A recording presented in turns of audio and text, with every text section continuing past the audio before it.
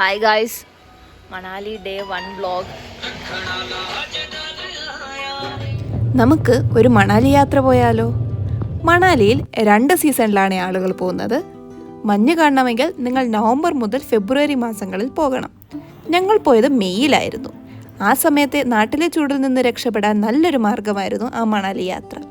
മണാലിയിൽ ഞങ്ങൾ കണ്ട കാഴ്ചകളും വിശേഷങ്ങളും ഇനിയുള്ള വീഡിയോകളിൽ പങ്കുവയ്ക്കാം.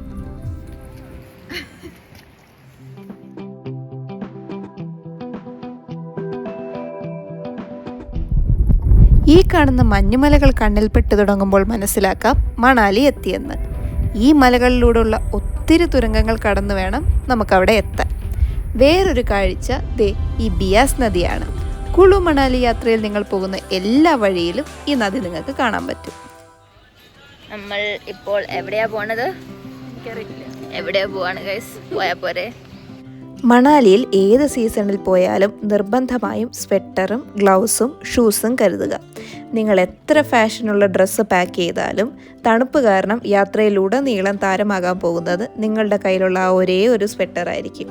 ഡൽഹിയിൽ നിന്ന് വരുന്നവർക്ക് സരോജിനി മാർക്കറ്റിലോ മണാലിയിലെ മോൾ റോഡിലോ വില പേശി ലാഭത്തിന് ഇവ വാങ്ങിക്കാവുന്നതാണ്. Can you imagine guys, നമ്മൾ മഞ്ഞ് കാണാൻ പോവാണ്. മണാലിയിലെ കുറച്ച് കോമൺ കാഴ്ചകൾ ഇനി കാണിച്ചു തരാം. ആപ്പിൾ മരങ്ങൾ, നിറയെ ആപ്പിൾ മരങ്ങളുണ്ടായിരുന്നു വഴി മുഴുവൻ. സീസൺ അല്ലാത്തതുകൊണ്ട് അതിലൊന്നും ആപ്പിൾ കണ്ടില്ല. വേറൊരു വീഡിയോ കാണിക്കാം. ഞങ്ങളുടെ വണ്ടി പാർക്ക് ചെയ്തതിൻ്റെ പിറകിലെ ആപ്പിൾ മരത്തിൻ്റെ വീഡിയോ എടുത്ത നേരമാണ് ഇത് കണ്ണിൽപ്പെട്ടത്. ഭാങ്കിൻ്റെ ചെടിയാണ്. നോക്ക്, നമ്മുടെ നാട്ടിൽ തൊട്ടാവാടി പറമ്പിൽ വളർന്നു നിൽക്കുന്ന പോലെയാണ് ഇവിടെ വഴി മുഴുവൻ ഭാങ്ക് ചെടി വളരുന്നത്.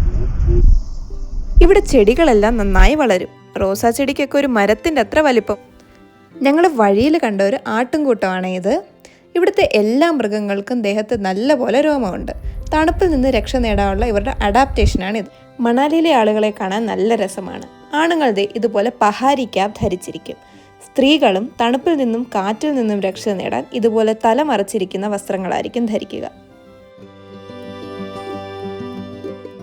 മണാലിയിൽ നമ്മുടെ നാട്ടിലെ പോലെ സ്കൂളുകൾക്ക് സമ്മർ വെക്കേഷൻ ഇല്ല കേട്ടോ. വിൻ്റർ ബ്രേക്കാണ് ഇവർക്കുള്ളത്. ഞങ്ങൾ പോയ സമയത്ത് ഒത്തിരി സ്കൂൾ കുട്ടികളെയും അവരെ നടത്തിയും തോളിലിട്ടും സ്കൂളിലേക്ക് കൊണ്ടുപോകുന്ന അവരുടെ അമ്മമാരെയും വഴിയിൽ കാണാമായിരുന്നു.